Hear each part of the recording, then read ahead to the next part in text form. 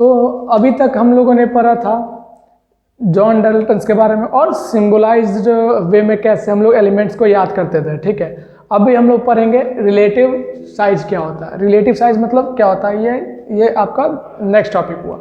तो relative size जैसा कि मैंने यहाँ पे लिख रखा है कि relative size means size of atoms of any elements, मतलब कि कोई भी एलिमेंट का, कोई भी एटम का जो साइज होगा उसे ही हम लोग रिलेटिव साइज कहते हैं। तो जैसे कि पहले से ये यहाँ पे प्री रजिस्टर्ड ये सब साइज यहाँ पे बुक में आपको मिल जाएंगे। हाइड्रोजन का क्या होता है 10⁻⁻10 और H2O क्या होता है 10⁻⁹। तो मीन्स अगर आपसे कोई भी पूछे, कहीं भी पूछे, तो आपको यही रिलेटिव साइज आपको देना पड़ेगा कि H का क्या है 10⁻⁻10 और वाटर क्या है। तो मैंने अभी बस यही 2 एग्जाम्पल ले रखा है। आप लोगों के पास बहुत सारे एग्जाम्पल होंगे, आप लोग देख लेना, नहीं तो फिर आप मुझे कमेंट करना, मैसेज करना मेरे इंस्टाग्राम पे, मैं आपको और इसके एग्जाम्पल्स मैं आपको बता दूंगा। तो आई होप अभी तक जितना भी मैंने पढ़ा वो सभी आपको आ गया होगा, समझ में आ गया होगा। अब हम लोग पढ़ते हैं नेक्स्ट टॉपिक कि कुछ सिंबल्स ऐसे हैं जो कि मतलब कि बेसिकली अगर मैं आपसे बोलूँ कि चलो पीरियोडिक टेबल में टोटल 119 एलिमेंट्स है, चलो मुझे आप बताओ, तो आप सभी का नाम तो नहीं बोलोगे ना, क्योंकि सब किसी के नाम छोटे, किसी के नाम बड़े, जैसे hydrogen, helium, lithium, beryllium, boron, carbon, nitrogen, oxygen, fluorine, ये सब आपका होता है, ठीक है। और जैसे एल्युमिनियम हो गया, आर्गन हो गया, बेरियम, तो ये कुछ छोटा नाम हो गया, ये बड़ा नाम हो गया, तो ऐसे आप लोग नहीं याद कर पाओगे। तो कुछ साइंटिस्टों ने मिलकर के क्या किया कि सिंबल रिप्रेजेंटेशन निकाला, वो डायग्रामेटिक वे में निकाला था जॉन डाल्टन ने, जो कि वो हाइड्रोजन का क्या था एक सर्कल के अंदर डॉट, उसी तरीके से ये एल्युमिनियम का शॉर्ट नेम हो गया। तो एल्युमिनियम को हम लोग Al बोलते हैं, आर्गन का Ar, बेरियम का Ba, बोरोन का B एंड ब्रोमाइन का Br। तो ये मैंने एग्जांपल्स लिया, जैसे कि हाइड्रोजन का H हो जाता है, हीलियम का He हो जाता है, लिथियम का Li हो जाता है, सोडियम का Na होता है, उसी आर्गन का Ar। तो उसी तरीके के जितने भी एलिमेंट पीरियोडिक टेबल में प्रेजेंट है सभी के सिंबल्स प्रेजेंट होते हैं, आपको सिंबल्स के रूप में वहाँ पे वो मिल जाएंगे, ठीक है। मैं ट्राई करूँगा क्या कि आपको जो मैं नोट्स भेजूँ उसमें पीरियोडिक टेबल को भी भेज सकूँ, ओके। तो अभी आप बस इतना जान लीजिए कि सभी पीरियोडिक टेबल में जितने भी सभी एलिमेंट्स हैं सभी के वो सिंबल्स प्रेजेंट है। अब नेक्स्ट, अब एक बहुत ही मतलब इम्पॉर्टेंट है, बहुत इम्पॉर्टेंट टॉपिक इसलिए भी है क्योंकि अभी यह जो है आप पूछोगे एटॉमिक मास, मैंने कुछ देर पहले ही आपको बताया, तो एटॉमिक मास एक्चुअली आपको हायर क्लास में अब बहुत ही ज़्यादा आने वाला है काम में, वहाँ पे आपको प्रॉब्लम सॉल्व करने में आपको, ठीक है। तो ये आपको जानना बहुत ज़रूरी है कि आखिर एटॉमिक मास यूनिट मतलब कहाँ से, वो कैसे क्या किया गया, वो सब तो मैं आपको धीरे धीरे भी सब बताने वाला हूँ। पहले हम लोग जान लेते हैं क्या कि 1961 में कुछ साइंटिस्टों ने मिलकर क्या किया कि सोचा क्या कि एटॉमिक मास यूनिट का कुछ तो भी होना चाहिए कि कंपैरिजन करने के बाद हम एक परफेक्ट एटॉमिक मास यूनिट को निकाल सकें। तो कार्बन 12 जो कि कार्बन 12 जो आइसोटोप्स है उसे एक्सेप्ट किया गया यूनिवर्सली। क्या किया गया? यूनिवर्सली, मतलब ये पूरे ऑल ओवर यूनिवर्स में एक्सेप्ट किया गया है, मतलब कि कहीं पे अलग नहीं है, यूनिवर्सली एक्सेप्ट किया गया आइसोटोप्स को एक स्टैंडर्ड रेफरेंस के रूप में।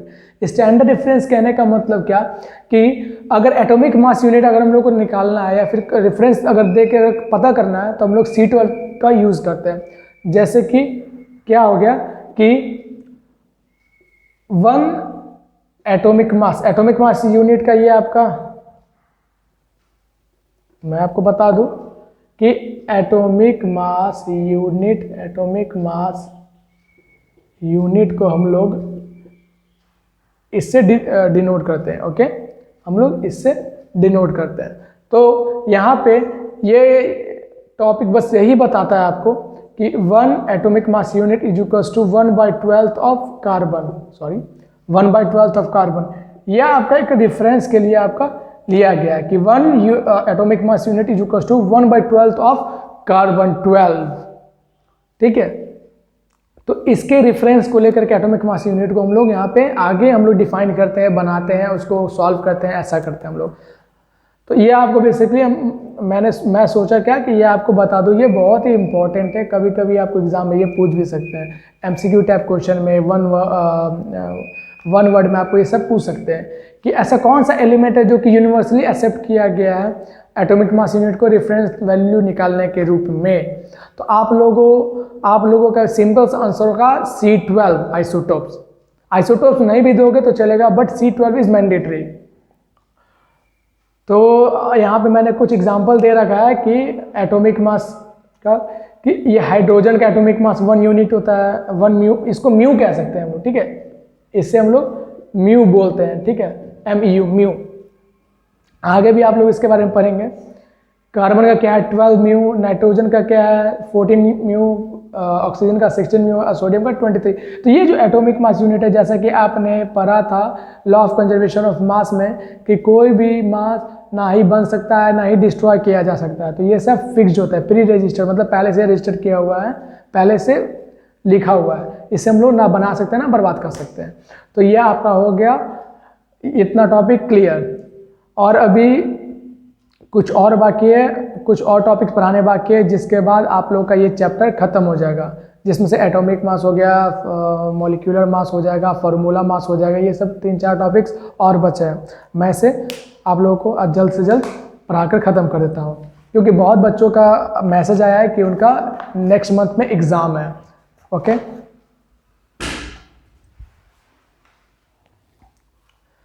तो अभी मैंने आपको पढ़ाया था atomic mass of an element, means atomic mass कैसे किससे के रेफरेंस हम लोग निकालते हैं, क्या निकालते हैं, वो सब हम लोग पढ़े थे।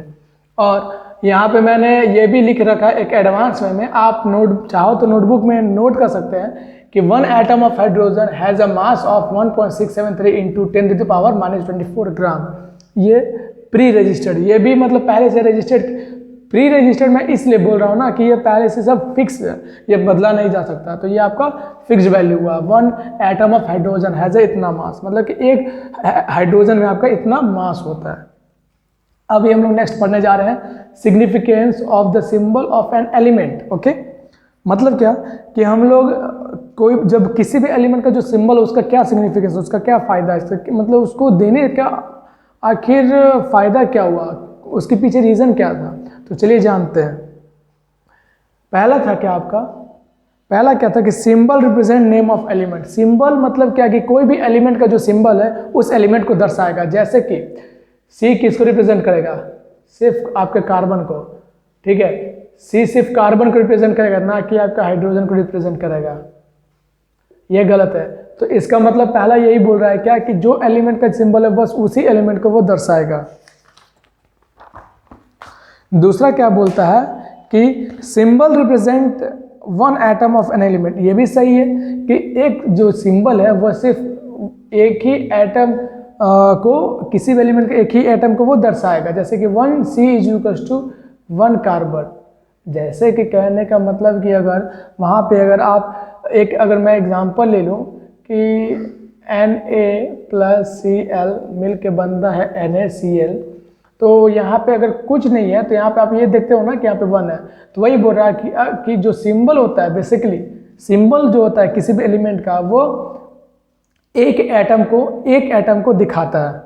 तो 1 Na + 1 Cl मिलके 1 NaCl बना रहा है, ठीक है। तो ये आपका सेकंड पॉइंट बताता है symbol significance of an element के बारे में। अगर यहीं पे मैं अगर बोल दूं कि 2Na + Cl ये बनेगा, ये क्या बनेगा, तो 2NaCl, अगर ऐसा मैं बोलूं तो ये दो, तो यहाँ पे symbol significance of the symbol of an element, ये सेकंड पॉइंट को सेटिस्फाई नहीं कर रहा है। क्यों? क्योंकि ये यहाँ पे मैंने 2 ऑलरेडी डाल रखा है, तो ये गलत हो गया। तो बस मैं आपको क्या कह सकते हो उसको, मैं एक कंपैरिजन करके आपको दिखा रहा हूँ कि ये ऐसे ऐसे होता है। तो यहाँ पे क्लोरीन है, ये जो क्लोरीन है ये सिर्फ क्लोरीन इसको सेटिस्फाई कर रहा है, ठीक है, इसको। तो बस वही बताना चाह रहा हूँ कि जो सेकंड पॉइंट है यही बोल रहा है। थर्ड पॉइंट पे आते हैं। Symbol also represent 1 mole of atoms of the element, that is symbol also represent 6.022 × 10⁻23 atom. मतलब कि यह जो इसी एग्जाम्पल को मैं और लेता हूँ, ये एक मोल ऑफ एटम को भी दर्शाता है, मतलब किस एलिमेंट में या किस एटम में, किसी एटम में कितने मोल प्रेजेंट है वो उसको भी दर्शाता है। तो ज़रूरी नहीं है 1 कार्बन, यहाँ पे 1 हाइड्रोजन भी हो सकता है, 1 ऑक्सीजन भी हो सकता है, 1 फ्लोरीन भी हो सकता है, ठीक है, 1 नाइट्रोजन भी हो सकता है, कुछ भी हो सकता है, कुछ भी हो सकता है। सभी का 1 मोल वैल्यू क्या होता है? सभी का 1 मोल वैल्यू हो जाएगा आपका 6.022 इंटू 10⁻23 एटम्स।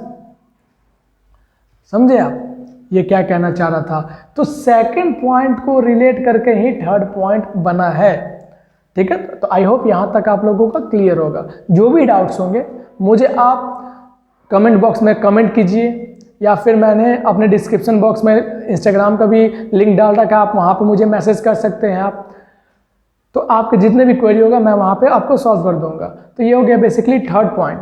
फोर्थ पॉइंट क्या बोलता है? Symbol represent a definite mass of the element. सही बात है कि कोई भी किसी भी एलिमेंट का सिंबल एक डेफिनेट मास को शो करता है। तो जैसे कि हम लोग पिछले क्लास में पढ़ चुके हैं, शायद सोडियम का 23.52 शायद एटॉमिक मास था, आई थिंक ये था, ठीक है। तो ये भी आप सेकंड पॉइंट से अगर रिलेट करोगे तो इसका भी मतलब यही हुआ कि एक सोडियम यहाँ पे प्रेजेंट है आपके सामने, और एक सोडियम का एटॉमिक मास यूनिट फिक्स हो गया आपका 23.52, मतलब डिफिनिट, ये डिफाइन किया गया, ये फिक्स हो गया आपका। तो ये आपका significance of the symbol of an element ये आपका क्लियर हो चुका है। आई थिंक मैंने जितने भी 4 पॉइंट बताए वो चारों पॉइंट आप लोगों को आ गया होगा, ठीक है।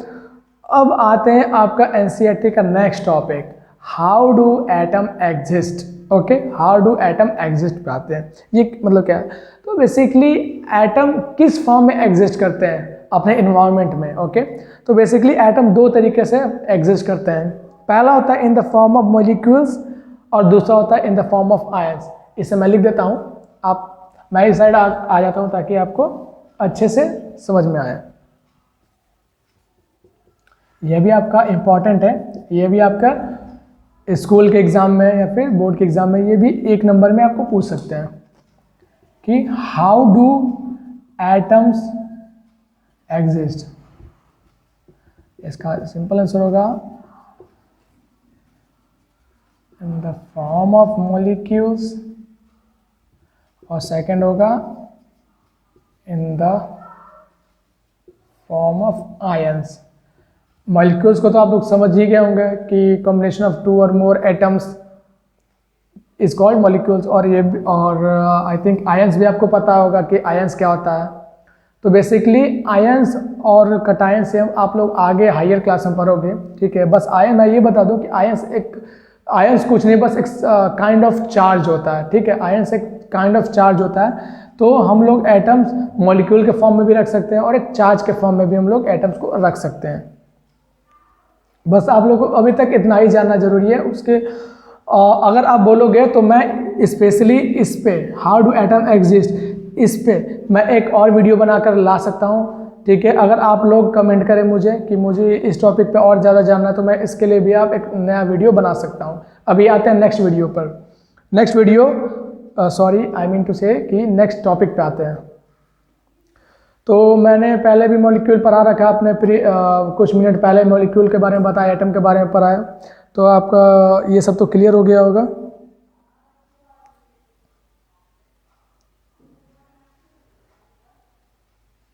ओके, आते हैं नेक्स्ट टॉपिक मॉलिक्यूल। ओके, तो अभी तक आपने पढ़ा हाउ डू एटम एग्जिस्ट, ये इस टॉपिक तक आपने पढ़ लिया। अब नेक्स्ट टॉपिक पे आते हैं केमिकल फार्मूला। ओके, अब आते हैं हम लोग केमिकल फार्मूला पे।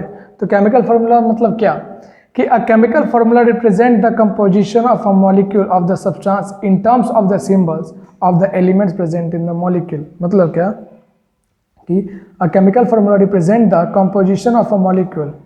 ओके, तो केमिकल फार्मूला क्या बोलता है कि कोई भी एलिमेंट, कोई भी कितना भी एलिमेंट ले लो, कोई भी कितना भी एलिमेंट ले लो, इन सभी का जो मतलब कि केमिकल फार्मूला होगा, जैसे ये सोडियम का हो गया आपका, ये हो गया आपका क्लोरीन का, और ये मिलके बन जाता है आपका sodium chloride. Okay, got it. ये आपका मिलकर बन जाता है। तो केमिकल फार्मूला यही बोलता है, chemical formula is nothing but कि जो भी केमिकल फार्मूला आपका इंडिविजुअल एलिमेंट का होगा, वो अगर रिएक्ट कर रहा है केमिकल मतलब केमिकल रिएक्शन में पार्टिसिपेट कर रहा है, तो वो केमिकल रिएक्शन में जो प्रोडक्ट बनेगा उसका एक अपना एक केमिकल फार्मूला होगा, एक अपना एक नाम होगा, बस वही बताता है केमिकल फार्मूला क्या होता है। ठीक है, ओके। अब आते हैं हम लोग significance of the formula of a substance. तो अब आते हैं हम लोग next topic, significance of the formula of a substance. Okay, तो इसका पहला पॉइंट क्या बोलता है कि formula represent the name of substance. Formula जो होता है वो रिप्रेजेंट करता है किसी भी नया सब्सटेंस, कोई भी नया प्रोडक्ट के नाम को। जैसे कि मैंने आपको यहाँ बताया कि यह जो फार्मूला Na+Cl, ये जब मिलता है तो एक नया सब्सटेंस क्रिएट होता है, जिसको हम लोग फार्मूला एक अलग सब्सटेंस का नाम देता है, जो सिग्निफिकेंस ऑफ द फार्मूला में आपका पहला पॉइंट होता है। ओके, मतलब कि formula represent the name of substance. इसको मैं लिख देता हूँ, फार्मूला रिप्रेजेंट्स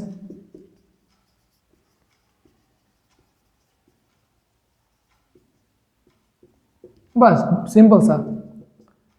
सेकंड क्या बोलता है कि formula represent 1 mole of the substance. सही बात है कि कोई भी ये जो मॉलिक्यूलर फार्मूला है, बेसिकली इसको हम लोग मॉलिक्यूलर फार्मूला ही कहते हैं। तो ये जो मॉलिक्यूलर फार्मूला बन चुका है, नया प्रोडक्ट बन चुका है, तो हर एक मॉलिक्यूलर फार्मूला का अपना एक 1 मोल ऑफ एटम होता है। 1 मोल ऑफ एटम मैंने आपको पिछले कुछ मिनटों पहले आपको बता रखा है, 6.022 समथिंग ऐसा था, 10⁻23। ठीक है, तो ये आपका एटम होगा, मतलब कि हर एक मॉलिक्यूलर फार्मूला का इतना एटम फिक्स। अब वो डिपेंड करता है कि कितने मतलब कि कितना नंबर ऑफ मॉलिक्यूलर फार्मूला है, कितना नंबर ऑफ मॉलिक्यूलर फार्मूला नहीं। अगर यहाँ पे अगर 2Na हो जाएगा तो इंटू 2 हो जाएगा, अगर यहाँ पे 21 हो जाएगा तो यहाँ पे 21 इंटू इतना हो जाएगा, मतलब कि 21 NaCl में आपका 21 इंटू 6.022 इंटू 10⁻23 एटम आपका रहेगा। ये आपका सेकेंड पॉइंट बोलता है।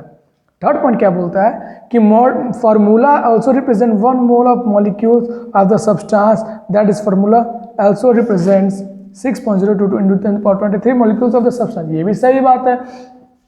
थर्ड पॉइंट क्या बोलता है कि Na+Cl ये बनता है NaCl, तो हर एक मॉलिक्यूल, ठीक है ना, हर एक मॉलिक्यूल मतलब क्या कि लेट सपोज कि यहाँ पे एक Na है, ठीक है, यहाँ पर एक एटम हो गया, बेसिक सिंपल सा आपका हो गया ये एक Na। अगर यहाँ पे मैं अगर 2 लगा दूँ तो यहाँ पे कितना Na हो गया, यहाँ आपका 2, यहाँ पे आपका Na+Na, यहाँ पे आपका 2Na हो गया, तो यह आपका एटम हो गया था। लेकिन जब 2 लग गया, मीन्स जब यहाँ पे 2 सोडियम आ गए, तो ये आपका मॉलिक्यूल बन चुका है। ठीक है, तो मॉलिक्यूल का डेफिनेशन भी आप लोग को पता है कि similar kind of atoms is called molecule. तो यहाँ पे मतलब combination of similar kind of atoms, तो यहाँ पे आपको दिख भी रहा होगा ये कॉम्बिनेशन है सिमिलर काइंड ऑफ एटम का, मीन्स 2Na। तो हर एक मॉलिक्यूल का भी एक अपना एक मोल होता है। ठीक है, तो यहाँ पे 2Na, इसका भी कुछ अपना मोल होगा, क्योंकि इसी का रेफरेंस दे करके हम लोग ना यहाँ पे हम लोग ये निकाले थे अभी। तो तो कहीं ना कहीं Na और Cl का कहीं पे मोल वैल्यू होगा, तभी ना NaCl का एक कंप्लीट मोल वैल्यू यहाँ पे निकला। सिंपल सा लॉजिक है, बस आपका पॉइंट 3 यही बोलता है। तो उस हिसाब से क्लोरीन का भी आपका होगा यहाँ पे मोल होगा, मीन्स 1 मोल होगा। 1 मोल बोले तो 6.022 into 10⁻23 atoms. Okay, got it. ये आपका थर्ड बोलता है। फोर्थ क्या बोल रहा है, formula gives the name of all elements present in the molecule. ये भी सही बात है। चौथा क्या बोलता है कि जो फॉर्मूला होता है, फॉर्मूला हो जाए, ठीक है ना, वो नाम देता है सभी एलिमेंट का जो कि मॉलिक्यूल से प्रेजेंट है। बिल्कुल सही बात है। यहाँ पे जैसे मैंने आपको बोला था, यहाँ पे दूसरा एग्जांपल ले लो, HCl। यहाँ पे दूसरा हो गया H+Cl इक्वल्स टू HCl। तो यहाँ पे अभी तो ये एटम हुआ, अभी तो ये एटम है, ये भी एटम है। लेट सपोज मैंने इसे बना दिया आपका मॉलिक्यूल, तो 2H + 2Cl, ठीक है, यहाँ पे मैं बना दिया 2HCl। अभी समझो आप बात को, ओके, अभी आप समझो कि मैं क्या कहना चाह रहा हूँ। तो ये अब आपका मॉलिक्यूल हो चुका है, ये अब आपका मॉलिक्यूल हो चुका है, ये भी आपका मॉलिक्यूल हो गया है। तो इसमें क्या कह रहा है कि formula gives the name of all elements present in the molecules. तो ये जो फॉर्मूला, ये आपका पूरा फॉर्मूला हो चुका है, ठीक है, ये आपका पूरा फॉर्मूला के टर्म में आप इसे बोलते हो कि ये एक फॉर्मूला हो गया कि भाई 2H + 2Cl = 2HCl बनाएगा केमिकल रिएक्शन में। तो हर एक मॉलिक्यूल का एक फार्मूला के थ्रू नेम मिल रहा है उससे। जैसा कि पहले तो आप इसे हाइड्रोजन के नाम से जानते थे, लेकिन अब इसे अगर आप केमिस्ट्री के टर्म में आप बोलोगे तो इनकेस आप ये भी बोल सकते हो डाईहाइड्रोजन। डाईहाइड्रोजन मतलब 2 hydrogen, okay. Dihydrogen plus dichlorine is equals to dihydrochloric acid. ये एक मैं जेन्युइन सा एग्जांपल आपको बताया कि कैसा हो सकता है। तो यही आपका फोर्थ पॉइंट बोलता है significance of the formula of a substance का, ठीक है। पचमा क्या बोल रहा है, आई होप यहाँ तक आप समझ गए होंगे। अगर किसी पॉइंट में आपको ऐसा लगा कि आप नहीं समझे तो प्लीज़ आप मुझे कमेंट कीजिए, इंस्टाग्राम पे आप मुझे मैसेज कीजिए, ओके। आइए इस अब नेक्स्ट पॉइंट पढ़ते हैं। 5वां पॉइंट बोलता है क्या, formula represent a definite mass of a substance. सही बात है कि कोई भी फार्मूला रहे, कोई भी, यही एग्जांपल ले लो, कोई भी फार्मूला का एक अपना डेफिनेट मास होगा, चाहे हाइड्रोजन क्लोरीन हो, चाहे सोडियम क्लोरीन हो, या फिर आप H2O हो, कोई भी आप मॉलिक्यूल उठा लो, हाइड्रोजन, ऑक्सीजन, फ्लोरीन, कार्बन, कुछ भी उठा लो, उन सभी का एटॉमिक मास डिफिनेट रहेगा, फिक्स रहेगा, ओके। ये आपका हो गया, यहाँ पे ये टॉपिक खत्म। आपको मैंने एग्जाम्पल के साथ भी बता दिया। अब आते हैं आयन, जो कि पहले आपने सुना था कि एटम जो है वो 2 टाइप्स में रहते, एटम एग्जिस्ट करते हैं। पहला होता है मॉलिक्यूलर फॉर्म में और दूसरा होता है आयन फॉर्म में। तो मॉलिक्यूलर फॉर्म में तो आप देख ही चुके हैं अभी तक जो भी था ये सब मॉलिक्यूलर फॉर्म में है, जैसे 2H 2Cl कुछ भी, मतलब कि ओके। अब हम लोग पढ़ने जा रहे हैं कि आयंस के फॉर्म में कैसे, आयंस के फॉर्म में कैसे। तो उसके पहले हम लोग जानेंगे कि आयंस क्या होता है। तो पहले इसे रब कर लेते हैं।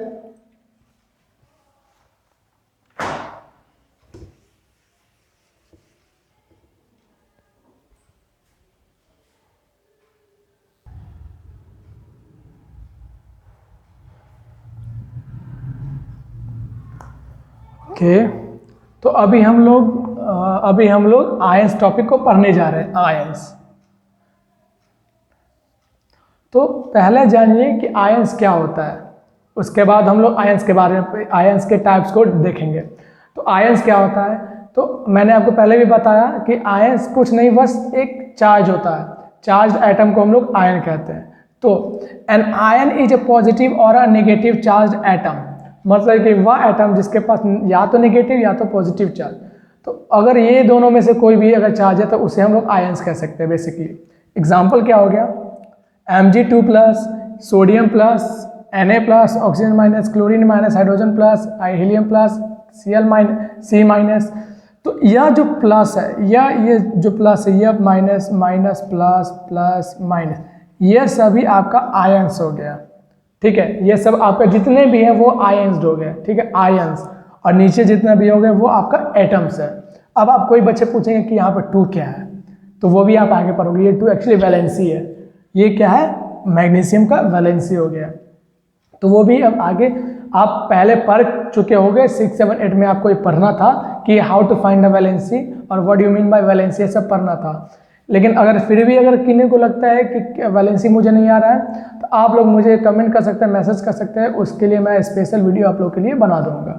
अभी आते हैं हम लोग आयन, समझ गए, ठीक है। और ये इम्पॉर्टेंट मैं बता रहा हूँ, एक इम्पॉर्टेंट क्या है, ये बुक में कहीं नहीं लिखा है, लेकिन आपको जानकारी के लिए बता दूँ कि हमारे बॉडी में मेनली 4 इम्पॉर्टेंट मैंडेटरी आयंस पाए जाते हैं हमारे बॉडी में, पोटेशियम, सोडियम, कैल्शियम और क्लोराइड।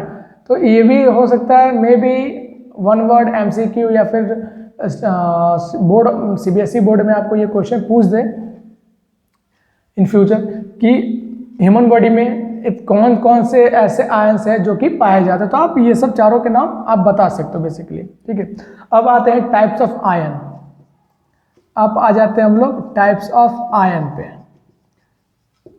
तो बेसिकली दो तरीके का आयन्स होते हैं, पहला होता है कटायंस और दूसरा होता है फिर आपका अनायन। कटायन मतलब पॉजिटिव चार्ज एटम, अनायन मतलब negative charge atom. Got it, समझ गए? तो आपका आयन दो तरीके का हो गया, कटायन और अनायन। जो पॉजिटिव चार्ज हो गया आप उसे कटायन बोल दो, जो नेगेटिव चार्ज हो गया उसे अनायन।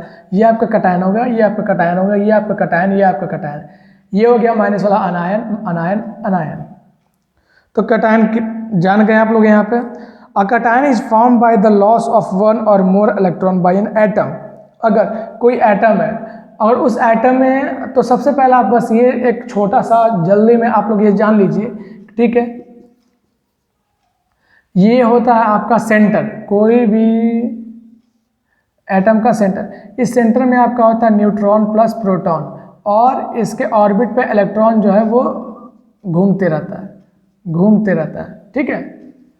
तो न्यूट्रॉन प्लस प्रोटॉन रहता है सेंटर में और इलेक्ट्रॉन आपका वो घूमते रहता है। तो कोई भी एटम में अगर इलेक्ट्रॉन का अगर लॉस हुआ, इलेक्ट्रॉन का लॉस मतलब इलेक्ट्रॉन अगर घटा, तो इसमें पॉजिटिव चार्ज ज़्यादा होगा, क्योंकि कोई भी एटम आपका बैलेंस होता है, ठीक है, कोई भी एटम आपका बैलेंस हो गया।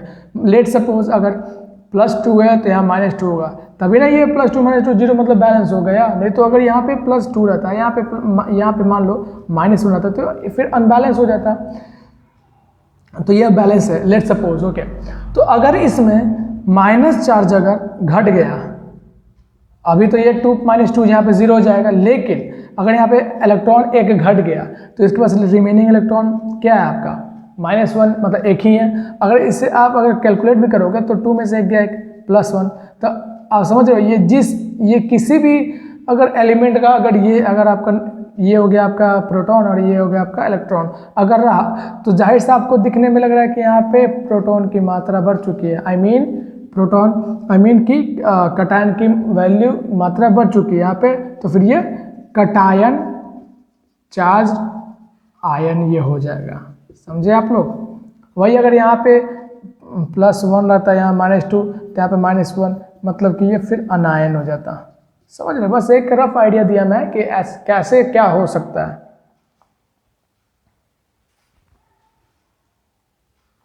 सही बात है। अभी जैसे पॉइंट 2 में आपने पढ़ा कि कटायन तभी बनता है, कटायन जब इलेक्ट्रॉन का लॉस होगा, ठीक है। तो इसमें भी सत्य, ये भी थर्ड पॉइंट सत्य है कि कटायन तुम्हारा वही एटम कटायन होता है जिसमें इलेक्ट्रॉन की मात्रा कम होती है, सच है। नेक्स्ट पे आते हैं, the ions of all the metal elements are cations, ठीक है। ये भी एक तरह से एक एक्सेप्शन मान सकते हैं हम लोग, या फिर ये भी एक अंडरस्टैंडिंग और इम्पॉर्टेंट हो सकता है कि जितने भी मेटल होते हैं उन सभी के आयंस हम लोग उनसे कटायन कह सकते हैं। अब मेटल मतलब क्या हो सकता है? मेटल जैसे आयरन Fe, ठीक है, एल्युमिनियम, ठीक है, Al। तो ये जितने भी ये सब मेटल हो गए, ठीक है, तो ये सब प्लस हो गया। इन सभी का अगर आप लोग चार्ज देखोगे तो ये सभी के पास प्लस चार्ज होता है, मतलब कटायन चार्ज होता है। तो ये पॉइंट बोलता है, फोर्थ पॉइंट क्या, कि जितने भी मेटल हैं उनके पास कटायंस है। Okay, got it? Okay, due to more protons than electrons a cation has positively charge on it. Okay, ये भी मैंने आपको यहाँ बता दिया था, ये आपका प्रोटॉन था, ये आपका इलेक्ट्रॉन था। ये भी बताया कि प्रोटॉन के ज़्यादा होने से, ठीक है, एज कंपेयर टू इलेक्ट्रॉन आपका ये कटायन बनता है। तो ये सब रिलेटिव बात हो गई, मतलब सब घुमा फिरा करके बस एक ही बात है कि जिस भी एटम में आपका पॉजिटिव चार्ज हुआ वो कटायन हो गया और नेगेटिव चार्ज हुआ तो अनायन हो गया, बस यही बात है। अब आ जाते हैं, चलिए एक और देख लेते हैं, लेट्स सपोज क्लोरीन माइनस। तो ये क्लोरीन माइनस होता है, तो कोई भी देख करके बता सकता है कि ये माइनस क्यों होगा। तो पता है ना, पता होना चाहिए। एक एग्जांपल, एक इसका रफ अंडरस्टैंडिंग एग्जांपल ले लिया। यहाँ पे 4 प्लस हो गया, ठीक है, और यहाँ पे -5 हो गया। तो इसमें जो है, इसमें ये ऐसे आप समझो, बेटर अंडरस्टैंडिंग मिलेगी आपको। +5 -5। अब ये न्यूट्रल है, अभी यह Cl न्यूट्रल है, मतलब ये नॉर्मल एटम है, ये नॉर्मल एटम है। अभी एटम अभी नॉर्मल है, मॉलिक्यूल के फॉर्म में अभी अभी यहाँ पे एग्जिस्ट कर रहा है, ठीक है। अब मैं बोलूँगा कि मैं इसे अब आयन के फॉर्म में एग्जिस्ट करवाना चाह रहा हूँ, तो अब क्या है, ये अभी तो न्यूट्रल था मॉलिक्यूल के फॉर्म में। अब क्या किया मैंने, इसमें से मैं प्रोटॉन की मात्रा इलेक्ट्रॉन की मात्रा को घटा दिया, रिड्यूस किया। सॉरी, ये Cl माइनस हो गया ना, ओके सॉरी, कोई बात नहीं। यहाँ पे मैं क्या किया, यहाँ पे माइनस है, मैं इसे प्रूफ कर रहा हूँ, कि आखिर Cl माइनस कैसे हो गया। तो मैं क्या किया कि यहाँ पे +4 किया, मतलब कि एक प्रोटॉन को निकाल के बाहर फेंक दिया, एक प्रोटॉन को फेंक दिया। अब यहाँ पे बचा मेरे पास 4 प्रोटॉन, और यहाँ पे तो ऑलरेडी 5 इलेक्ट्रॉन है ही। अब बताओ, अब क्या है, एक मतलब कि ऐसा कहीं बुक में नहीं दिया हुआ है कि माइनस करने पे ये होगा वो होगा, बस मैं आपको एक बेटर अंडरस्टैंडिंग देने के लिए एक आपको मैं खुद से ये बता रहा हूँ, एक्सप्लेन कर रहा हूँ कि क्या हो सकता है। तो यहाँ पे आप देख सकते हो कि यहाँ पे -E आ जाएगा। E मीन्स -1 क्या है आपका इलेक्ट्रॉन, या ये पार्ट आपका इलेक्ट्रॉन था, तो यहाँ पे आपका इलेक्ट्रॉन हो गया। तो आप देख सकते हो कि माइनस पार्ट आ गया, तो यहाँ पे क्लोरीन जो है आपका माइनस आपका ये हो जाएगा, मतलब क्लोरीन आपका अनायन चल जाएगा। वही अगर यहाँ पे अगर हाइड्रोजन होता तो यहाँ पे हमें देखने से लग रहा है कि ये प्लस है, तो इसके पास प्रोटॉन इसके पास ज़्यादा होगा, इसमें प्रोटॉन ज़्यादा होगा, तो भाई ये कटायन हो गया। तो कटायन अनायन दोनों बस सेम है, फर्क है उसका चार्ज का। तो दोनों का टॉपिक जो भी पॉइंट्स है जो मैंने कटायन में बोला वही अनायन में सेम टू सेम है। ओके, हाँ दोस्तों, और जाते जाते मैं आप लोगों को एक और बात बताना चाहता हूँ कि जिस तरीके से मुझे बहुत बच्चों की कमेंट्स आई, मैसेज आई कि साइंस रिगार्डिंग क्लास 9 से स्टार्ट किया जाए, तो साथ साथ मैं आपको यह भी बता दूं कि जिन बच्चों को यह लगता है कि उनकी मैथ वीक है या फिर उनको मैथ पढ़ना चाहिए, तो हमारा एक दूसरा चैनल भी है, राहुल टीचिंग सेंटर यानी RTC करके, तो आप वहाँ जा करके आप वहाँ पे मैथ पढ़ सकते हैं। तो और वहाँ अगर आपको RTC चैनल ना मिले तो मैं उसकी लिंक अपने डिस्क्रिप्शन बॉक्स में भी डाल दूँगा, ठीक है। और या तो आप राहुल टीचिंग सेंटर सर्च करके आप उस चैनल पर जा करके आप अपने मैथ की स्टडी को पूरी कर सकते हैं।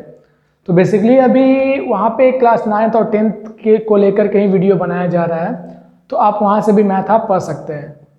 तो ठीक है फ्रेंड्स, बस आज के लिए इतना ही काफ़ी है।